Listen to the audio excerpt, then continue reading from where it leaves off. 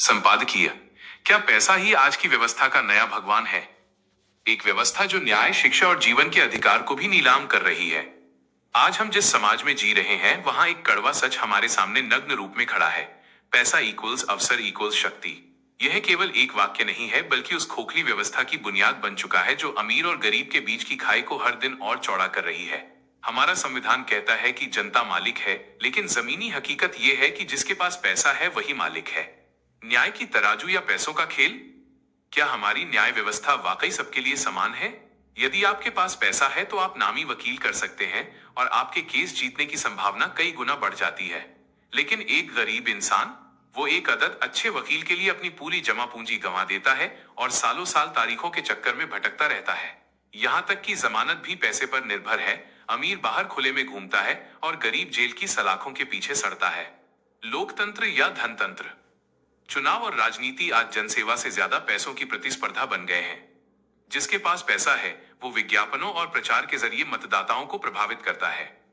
अक्सर पार्टियां भी टिकट उसे ही देती हैं जो चुनाव का खर्च उठा सके। ऐसे में एक ईमानदार लेकिन गरीब उम्मीदवार व्यवस्था से बाहर ही रह जाता है। क्या इसे हम वाकई लोकतंत्र कह सकते हैं? शिक्षा और स्वास्थ्य, सेवा या व्यापार? आज ज्ञान और जीवन दोनों की बिक्री हो रही है। मैनेजमेंट कोटे से अमीरों के बच्चे महंगे कॉलेजों में दाखिला ले लेते हैं, जबकि एक मेधावी गरीब छात्र फीस के अभाव में अपना सपना अधूरा छोड़ देता है। यही हाल स्वास्थ्य सेवाओं का है। पैसा है तो 5 स्टार हॉस्पिटल और सर्वोत्तम डॉक्टर उपलब्ध है, लेकिन गरीब को इलाज के लिए अस्पतालों की चौखट पर दम तोड़ते देखा जा सकता है। क्या किसी की जान की कीमत उसके बैंक बैलेंस से तय होगी? प्रशासन और समाज, हर कदम पर भेदभाव। नौकरी में सिफारिश और रिश्वत का बोलबाला, पुलिस और प्रशासन में रसूखदारों की सुनवाई और मीडिया में केवल अमीरों की छवि का महिमा मंडन, ये सब क्या दर्शाता है? यहाँ तक कि समय की कीमत भी पैसे से आंकी जा रही है। अमीर अपनी सुख सुविधाओं से समय बचाता है, जबकि गरीब घंटों यातायात और कतारों में अपनी ऊर्जा नष्ट करता है। निष्कर्ष, क्या समाधान संभव है? अमीर और अमीर होता जा रहा है और गरीब और अधिक संघर्ष की आग में झोंका जा रहा है।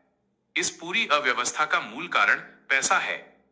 क्या हम एक ऐसी व्यवस्था की कल्पना कर सकते हैं जहां पैसा ही न हो, जहां न कोई रिश्वत हो, न असमानता और न ही शोषण? इसी क्रांतिकारी विचार को लेकर प्रेमजीत शिरोही जी ने संपूर्ण समाधान व्यवस्था की संकल्पना रखी है, जिसे नारायण मगर और उनके साथी यूएलएम यूनिवर्सल लाइफ मैनेजमेंट संस्था के माध्यम से जन जन तक पहुंचा रहे हैं। ये केवल एक विचार नहीं, बल्कि एक आंदोलन है इंसानियत को पैसे की बेड़ियों से आजाद कराने का। समय आ गया है कि हम अपनी सोच बदलें और एक ऐसी न्यायपूर्ण व्यवस्था की ओर कदम बढ़ाएं जहां पैसा नहीं, इंसान महत्वपूर्ण हो। क्या आप भी इस बदलाव का हिस्सा बनना चाहते हैं?